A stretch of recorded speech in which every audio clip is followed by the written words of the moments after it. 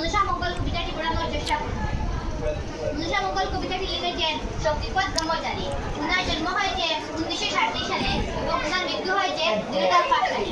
মনসা মঙ্গল হচ্ছে একটি পৌরাণিক লৌকিক কাহিনী বা রূপকথার মতো, যেখানে মনসা মঙ্গল হচ্ছে হিন্দু ধর্মের একটি গুরুত্বপূর্ণ ইতিহাস, যেখানে দেবী মনসা এবং সাত সদাগরের একটি দ্বন্দ্বের বিবরণ পাওয়া যায়, যার সমাহিত আভাস আমরা এই কবিতাটিতে পাবো।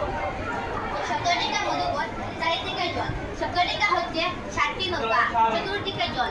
সুতরাং এই লাইনটি পড়ে আমরা সহজেই বুঝতে পারি যে চতুর্দিকে জল এবং একটি নৌকাকে উল্লেখ করা হয়েছে, এটির নাম মধুকর। শ্রাবণের অবিশ্রাম মনসা মঙ্গল, অর্থাৎ শ্রাবণ মাসে সেই অবিশ্রাম বৃষ্টির সময় মনসা মঙ্গলের আগমন ঘটেছে বা এই মনসা মঙ্গল উৎপত্তি হয়েছে। খোঁচা পাটে এদর বা বিষধর হোনা, ফেরাকাটা কানিয়ার বেহুলা যন্ত্রণা। আমরা জানি আগেকার দিনে পাট প্রথমে ফুটানো হতো, তারপর সংগ্রহ করা হতো, এইসব এখন আর করা হয় না। এইভাবে একটি ডুবার মধ্যে পাট ফুটানো হচ্ছে এবং সেখানে একটি বিষধর সাপ সোনা তুলে বসে আছে। ফেরাকাটা কানিয়ার বেহুলা যন্ত্রণা, বেহুলা যন্ত্রণার শেষ নেই। এরই একটি বিশাল কাহিনী আছে। যেহেতু কাহিনীটি অনেক লম্বা, সেহেতু একটি কথা বলা যাবে না।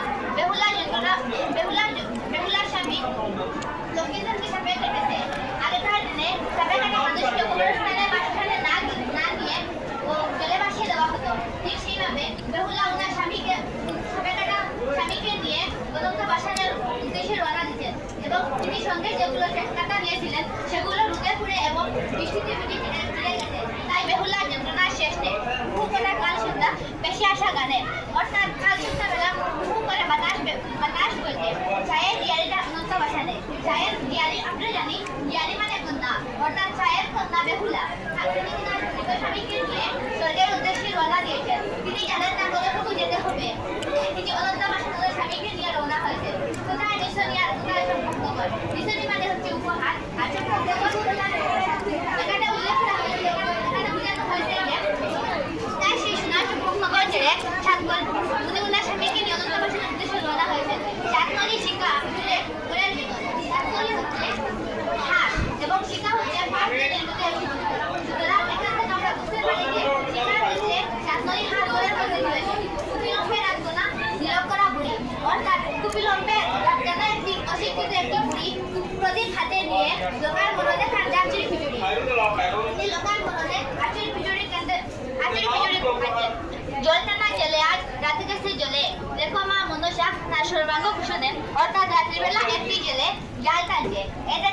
এটাকে বেহুলা মনসার কাজে কামনা করতেন যে এই জেলেকে যেন বেহুলা মনসার কাজে প্রার্থনা করতেন যে মনসা যেন এই জেলেটিকে নিরাপদে রাখে। গাঙ্গের কার্মিনী সেই গন্ধ বেশি আসে শ্রাবণীয় দিগম্বরা দক্ষিণে বাতাসে, অর্থাৎ গাঙ্গ থেকে একটি গাভীর অর্থাৎ মরা গরুর ফোটা গন্ধ বেশি আসছে শ্রাবণ মাসে সেই দক্ষিণ দিক থেকে। এখানে এখনো বুকের দিক বংশীদার কহে, এটা নয় কিন্তু খালি দহে, অর্থাৎ বংশীদার হইতে মনসা মঙ্গলের যোগ্য কবি। তিনি বলেছেন এটা নয় এটা নয়, অর্থাৎ এখানে নয় অন্য খালি দহে, হয়তো এই গন্ধটা অন্য কোনো জলাশয় থেকে বেশি আসছে। ডহরের গুল লাগা গহনের টানে ছায়ের দিয়ারিটা অনন্ত বাসানে, অর্থাৎ জলাশয়ের সেই গভীর টানে ছায়ের কন্যা অর্থাৎ বেহুলা ওনার স্বামীকে নিয়ে অনন্ত যাত্রার উদ্দেশ্যে রওনা হয়েছে। Very good. Good afternoon. আমাদের মনসা মঙ্গল কবিতাটি বোঝানোর জন্য মনসা মঙ্গল কবিতার লেখক হচ্ছেন শক্তিপদ ব্রহ্মচারী। শক্তিপদ ব্রহ্মচারীর জন্ম হয়েছে 2005 সালে এবং শক্তিপদ ব্রহ্মচারীর জন্ম হয়েছে 1937 সালে এবং ওনার মৃত্যু হয়েছে 2005 সালে। মনসা মঙ্গল হচ্ছে একটি মধ্যযুগীয় বাংলা মঙ্গল কাব্য, যা এখানে এই কবিতাটির মাধ্যমে আমরা সর্বোপরি মনসা এবং সাত সদাগরের একটি দ্বন্দ্বের বিষয় এই কবিতাটিতে একটি সামান্য আভাস পাবো। সপ্তডিঙ্গা মধুকর চারিদিকে জল, শ্রাবণের অবিশ্রাম মনসা মঙ্গল। সপ্তডিঙ্গা মানে 7টি ডিঙ্গা, মধুকর একটি নৌকার নাম। চারিদিকে জল মানে চতুর্দিকে জল। এই লাইনটি পরে আমরা বুঝতে পারবো চারিদিকে জল এবং একটি নৌকাটির নাম হচ্ছে মধুকর। শ্রাবণের অবিশ্রাম মনসা মঙ্গল মানে শ্রাবণের অবিশ্রাম বৃষ্টি হচ্ছে শ্রাবণ মাসে, সেই সময় মনসা মঙ্গলের আগমন হয়েছে। পচা পাঠে এদো দুবা বিষদর ফনা সেরা কাটাকানি আর বেহুলার যন্ত্রণা। পচা পাঠে মানে আমরা আগেকার দিনে পাট পচানো হতো, তারপরে পাঠকে সংগ্রহ করা হতো, এখন আর সেই সব চলে না।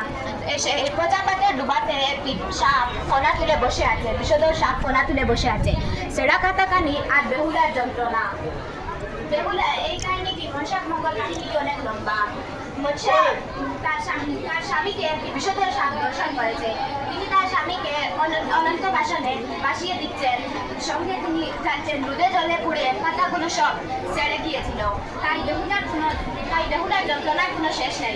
হুমু করা কাল সন্ধ্যা বেশে আসা গালে, মানে কাল সন্ধ্যাবেলা হুমু করে বাতাস বইছে। সায়ের জিয়ারি যায় অনন্ত বাসনে। সায়ের জিয়ারি অর্থাৎ সায়ের কন্যা অর্থাৎ বেহুলা যায় অনন্ত বাসনে, অর্থাৎ তিনি তার স্বামীকে নিয়ে স্বর্গে যাওয়ার উদ্দেশ্যে রওনা দিয়েছেন। কত দূর যেতে হবে